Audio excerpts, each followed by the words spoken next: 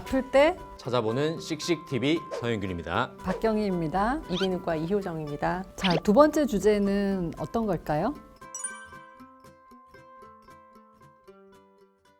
귀에서 나는 삐 소리. 과연 이건 어디서 나는 소리인가? 과연 환청인 것인가? 아니, 저는 사실 그 삐 소리랑 매미 소리까지도 들어봤거든요. 그러니까 이명인지 몰랐던 때도 꽤 있더라고요. 이명이라고 하는 거는 바깥에 어떤 객관적인 음원이 없는데 내가 소리를 느끼는 현상이죠. 보통은 이명이 난청이랑 같이 오는 경우가 많거든요. 딱히 원인이 밝혀져 있거나 그런 거는 아니죠.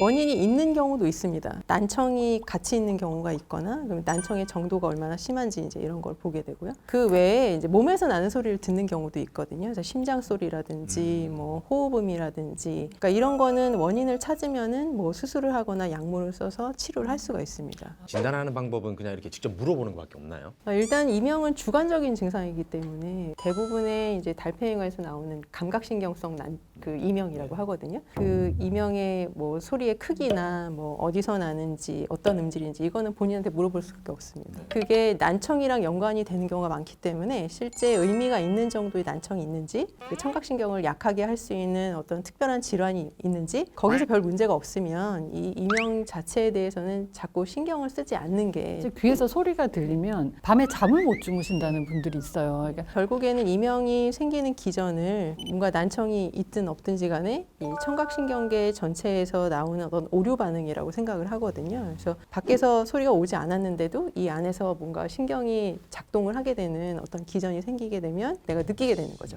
그러지 말고 이거를 자꾸 무시를 하고 하면은 이거 별로 안 중요한 거니까 억제를 해야지. 이런 식으로 방향이 만들어지게 해야지 내가 좀 더 편안할 수가 있습니다.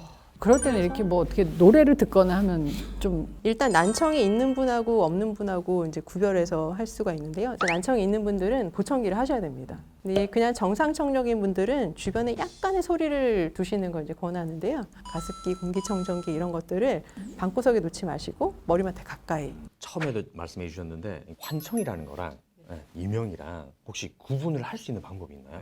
말소리라든지 네. 노랫소리라든지 네. 이런 게 이제 환청이고요. 이명은 의미가 없는 그냥 그야말로 잡음으로 들립니다. 아니 그러니까 이제 이게 주관적으로 호소를 하다 보면 그러니까 이명이라고 왔는데 환청인 사람도 실제 있을 수도 있잖아요. 있습니다. 네. 이명 환자분들이 오시면은 저희가 검사를 하는 게 일단 난청이 있는지 확인을 해야 되기 때문에 청각 검사를 하고요. 그 다음에 이게 이명이 오는 게 청각신경이 약해서 오는 거기 때문에 청각신경이 약해지는 무슨 특별한 원인이 있나 그걸 보는 거는 보통 뇌파로 하는 청력 검사나 MRI나 이런 걸 해서 청각신경 자체 기능을 봅니다. 실제 이제 이비인후과에 난청도 없고 단순히 이명만 있는 사람이 간다 그러면 일단은 그런 소리 노출을 하는 거, 네네. 네, 그걸 이제 먼저 설명을 드리고요. 그것만 해도 많은 부분들이 해결이 됩니다. 그럼 일단 첫 번째 난청만 없으면 말씀하신 대로 그런 방법으로 치료를 해볼 수가 있겠네요. 네. 그리고 그렇게 해보고 그렇게 해도 잘 안 될 때는 소리 발생기도 있거든요. 작은 소음을 계속 줄 수 있는 백색 소음이 들어가는 그런 기계도 있습니다. 약물 처방도 하십니까? 약물 처방은 저는 많이 하진 않고요. 근데 이게 걱정을 하면은 소리가 더 들리고 이런 악순환을 돌기 때문에 그런 악순환을 끊어주기 위해서 약을 좀 단기적으로 처방을 하거든요. 너무 힘드니까. 어제는 무슨 얘기 들으셨나요? 자, 그럼 두 번째 주제까지 알아봤고요. 마지막 주제 보여주세요.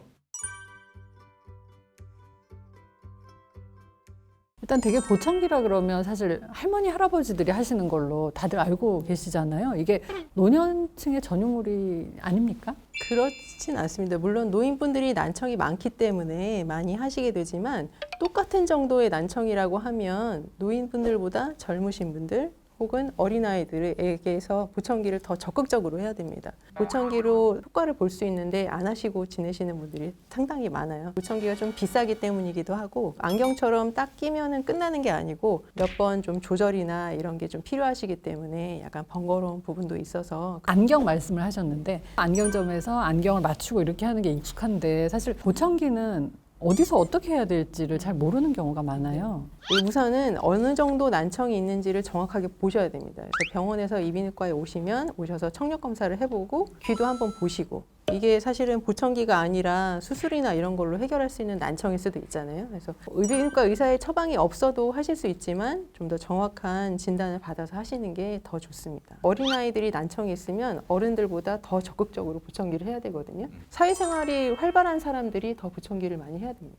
일반적으로 좀 약간 꺼려 하시는 경우가 많지 않나요? 젊을수록? 그렇죠. 그게 겉에 보인다 이렇게 생각을 하시는데, 그리고 요즘에는 보청기를 해도 이게 귀에다 이렇게 밖으로 나오는 걸 해도 아주 얄쌍하게 잘 나오기 때문에 미용적으로 크게 문제가 되질 않습니다. 그래서 안경 끼면 눈 더 나빠진다 그랬거든요. 근데 보청기도 그러면 끼면 더 그렇게 생각하시는 분들이 많아요. 근데 나이 30이 넘으면 다 청각이 떨어지고 있습니다. 두 분 교수님도 그렇고 저도 그렇고 지금 청각이 조금씩 떨어지고 있거든요. 근데 그걸 보청기가 막아줄 수는 없고요. 근데 보청기는 작은 소리를 크게 해주는 기능이 있지만 아주 큰 소리가 오면은 그 소리는 크게 하지 않고 오히려 줄여주는 기능이 있습니다. 그래서 오히려 소음에 대해서는 조금 보호하는 효과가 있다고 하실 수가 있어요. 양쪽을 다 하는데 보청기 같은 경우에는 한쪽, 뭐 양쪽 어떻게 하시는지. 양쪽을 하시면 훨씬 좋습니다. 양쪽에 난청이 있으신 경우에는 양쪽을 하는 게 좋은데 두 개를 한꺼번에 하기에는 일단 경제적으로 약간 부담이 되실 수도 있고 조작법이나 이런 걸 익히는데도 사실 좀 시간이 어느 정도 걸리세요. 두 개를 한꺼번에 하면 정신이 없습니다. 그래서 저는 보통 한 개 먼저 하시고 좀 익숙해지시면 나머지 반대쪽을 하세요. 이렇게 말씀을 드리고요. 보청기 자체의 교체 주기라는 것도 있나요? 잘 쓰면 한 10년 쓸 수 있죠. 예, 그래서 그 정도로 보시면 됩니다. 사실 보청기에 대한 인식을 오늘 저도 상당히 많이 바꾸게 됐는데요. 노인이 사용하는 것만이 아니라 필요한 사람이 도움을 받기 위해서 사용하는 것이다. 이렇게 생각하는 게 맞을 것 같습니다. 맞습니다. 우리가 오늘 귀 건강에 대해서 얘기를 했는데 네, 마지막으로 뭐 더 해주시고 싶은 그런 말씀 있으시면. 오늘 이렇게 좀 쉽게 여러 가지 편안하게 설명드릴 수 있어서 좋은 기회였던 것 같습니다. 마지막으로 정말 이것만은 귀 건강에 대해서 꼭 정리를 해주시고 싶다. 생활 속에서는 일단 너무 큰 소리는 피하시는 게 좋고 전반적인 어떤 몸 건강을 유지하는 것도 귀에 도움이 되고요. 귀를 괜히 많이 후비지 마시고. 정리까지 아주 잘해주셔가지고 다음에는 더 알차고 재미있고 유익한 내용으로 다시 찾아뵙겠습니다. 다음에 또 만나요. 안녕.